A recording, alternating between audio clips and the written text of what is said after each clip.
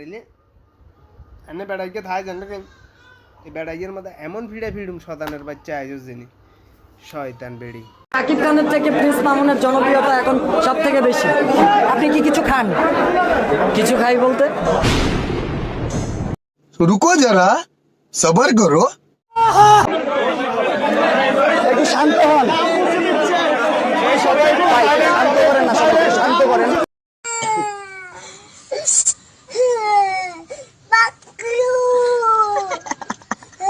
रुको जरा सबर करो।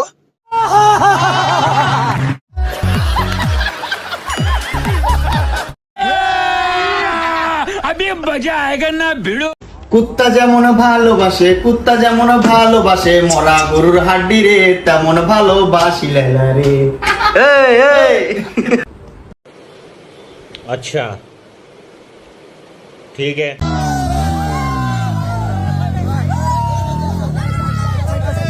रुको जरा सबर करो। একটু শান্ত হন, সবাই শান্ত করেন না, সবাই শান্ত। কিন্তু কেটা দেখছো? এই যে দেখো দেখ গেল টিকটকার। আসসালামু আলাইকুম।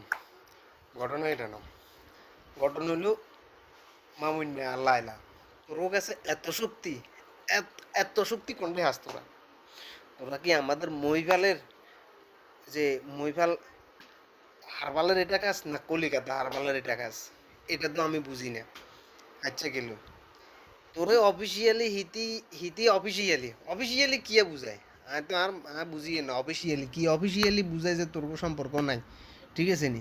হিতি আইসে তোর এটা উদ্বোধন করবে লাই, ঠিক আছে নি?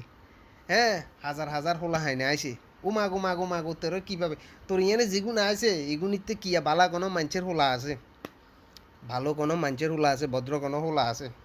ওই গাঞ্জুটি হাতের সাংবাদিকে আপনি কিছু খাই আইছেন নি? হ্যাঁ, তোদের মানে সেন্টিমেন্ট মানে তোদের লেভেল কোথায় যে দাঁড়াইছে? ও লাইলা একদিন ইয়াকে কর হিদি ঢাকা ভার্সিটির ছাত্রী, ওরে শতানের বাচ্চা ঢাকা ভার্সিটির ছাত্রী যদি তো 12 তারি হয় আর তো মানে এটা ঢাকা ভার্সিটির ছাত্রী যদি মানে চরিত্র এমন হয়, ঠিক আছে নি? কী অবস্থা তোরে দেখ যে মানুষ ইন্সপায়ার হইব কয় যে তোর করে দে তোরা রিপ্রেজেন্ট করস, কে রিপ্রেজেন্ট করস বাংলাদেশের? মানে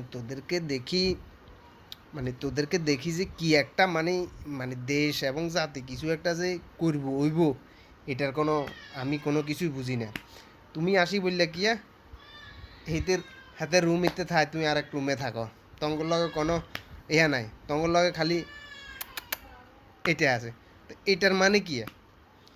এক কই ফ্ল্যাটে থাকো, এক কই রুমে থাকো, এক কই জায়গাত থাকো, মামুন ওইটা খা, মামুন সেটা খা, মামুন এটা রে, মামুন এটা ও মারে মামুনের তো। আচ্ছা, মানে একটা সেলুন উদ্বোধন, ঠিক আছে, আমি অ্যাপ্রিসিয়েট করি, ব্যবসা বাণিজ্য ভালো, সব কিছু ঠিক আছে, মানে আনন্দ উদযাপনও ঠিক আছে, সব কিছু ঠিক আছে। তোর গো এগুনে ইগে লগে মানে মানে 14 রঙের কথা, তোদের কথার কোনো শেষ নাই।